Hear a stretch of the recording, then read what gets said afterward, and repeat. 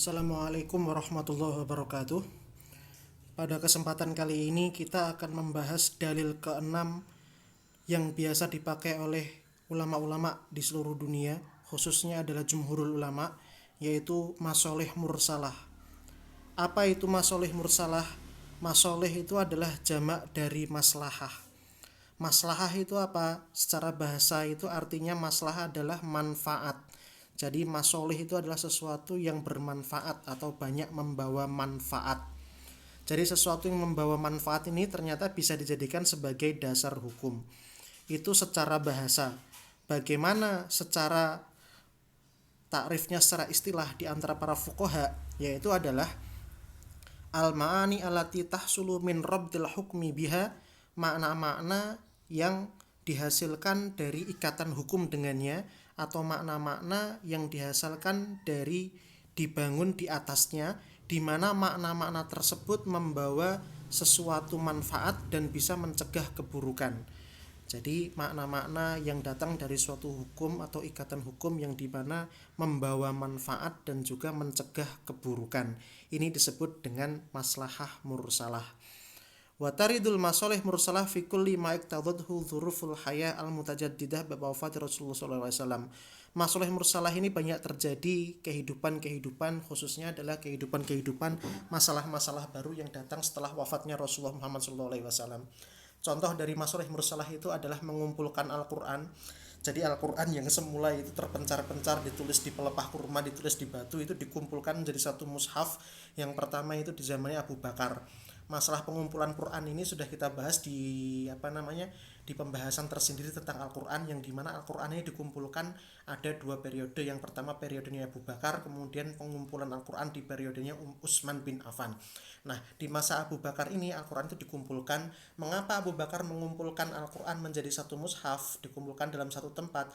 Karena banyaknya para penghafal Quran yang meninggal. Kalau misalkan Al-Quran ini tidak dikumpulkan, ditakutkan Al-Quran tersebut hilang. Maka Al-Quran ini dikumpulkan setelah menjadi satu mushaf yang sebelumnya terpisah-pisah. Itu ya. Ini adalah maslahah mursalah. Jadi pengumpulan Al-Quran itu adalah maslahah mursalah. Mengapa kok disebut maslahah mursalah? Karena gini, sebenarnya maslahah mursalah itu sesuatu yang membawa manfaat dan sesuatu yang bisa mencegah keburukan, tetapi nggak ada dalil yang mengakuinya atau nggak ada dalil yang menafikannya. Sebenarnya sesuatu ini membawa manfaat, juga bisa mencegah keburukan, namun nggak ada dalil memerintahkannya dan juga nggak ada dalil yang melarangnya. Maka ini disebut sebagai maslahah mursalah. Contohnya adalah mengumpulkan Al-Quran ini. Dalil diperintahkannya oleh Nabi Muhammad ada enggak? Enggak ada. Tetapi dalil yang melarang mengumpulkan Al-Quran ada apa enggak? Ya enggak ada juga. Namun apabila Al-Quran ini dikumpulkan, itu membawa maslahat yang lebih besar. Nah, karena membawa maslahat yang lebih besar inilah disebut sebagai maslahah mursalah, sehingga maslahah mursalah bisa dijadikan sebagai dasar hukum karena itu bisa menjadikan membawa manfaat dan juga bisa mencegah keburukan. Itu ya. Contohnya misalkan yang bisa dimasuk kepada bab maslahah mursalah itu apa saja? Di antaranya adalah mendirikan kantor-kantor, kemudian habis itu mendirikan atau membangun para penjara-penjara dan juga mengeluarkan mata uang. Membangun kantor, kemudian mendirikan penjara dan juga mengeluarkan mata uang, itu sebenarnya nggak ada dalil yang memerintahkannya, tapi juga nggak ada dalil yang melarangnya. Namun apabila ini diadakan akan membawa maslahat. Nah, itulah yang disebut dengan maslahah mursalah.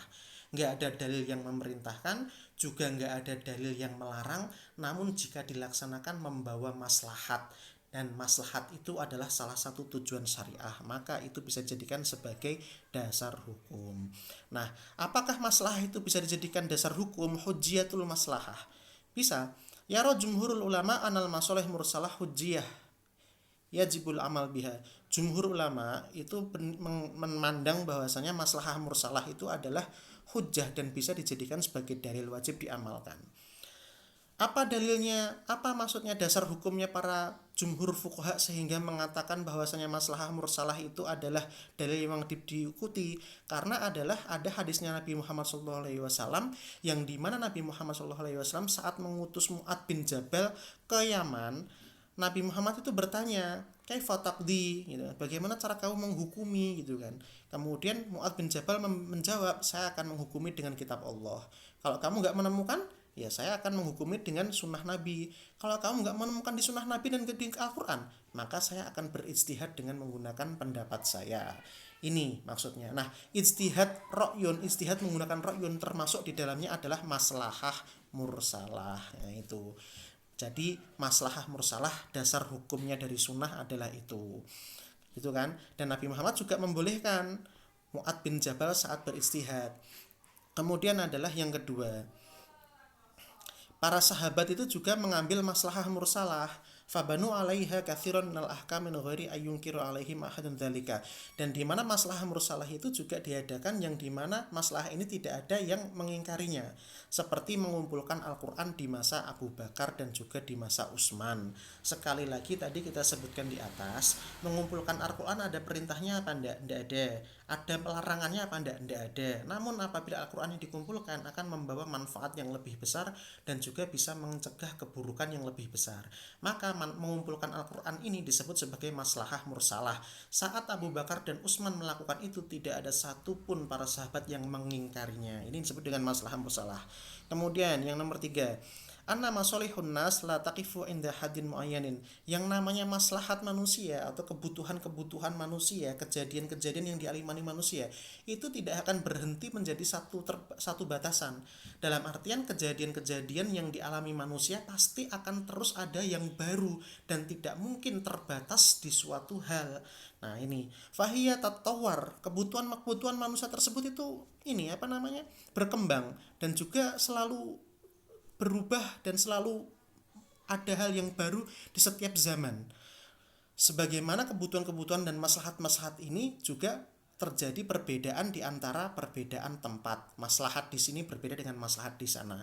Maka karena banyaknya maslahat manusia yang selalu ada ini, tidak mungkin kita hanya mengandalkan nas syar'i saja, karena di dalam nas itu tidak semua kebutuhan manusia dicukupkan dan disebutkan di situ.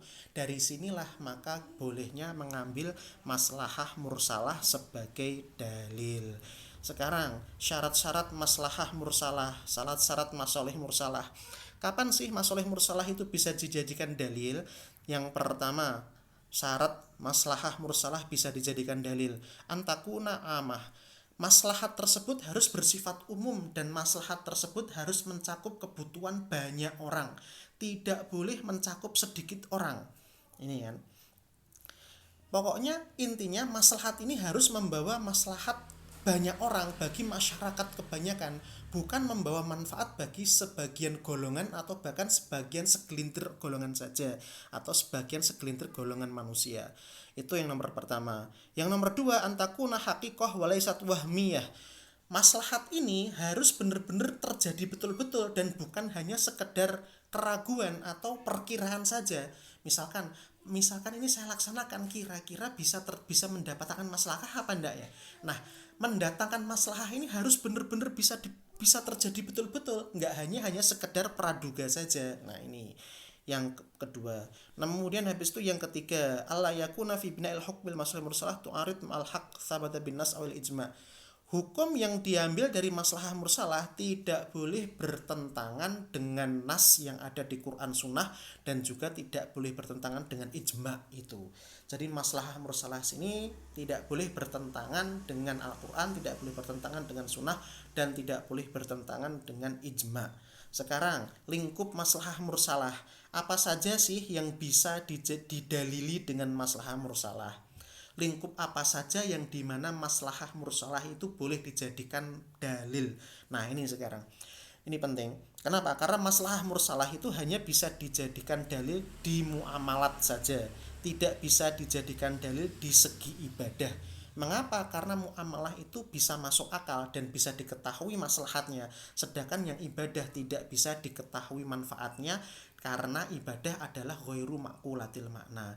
Jadi memakai dalil maslahah mursalah itu boleh asalkan di lingkup muamalah dan tidak boleh di lingkup ibadah. Ini adalah tentang maslahah mursalah. Demikian video kali ini, kita lanjut di video berikutnya yaitu tentang al-urf atau tentang adat. Terima kasih. Wassalamualaikum warahmatullahi wabarakatuh.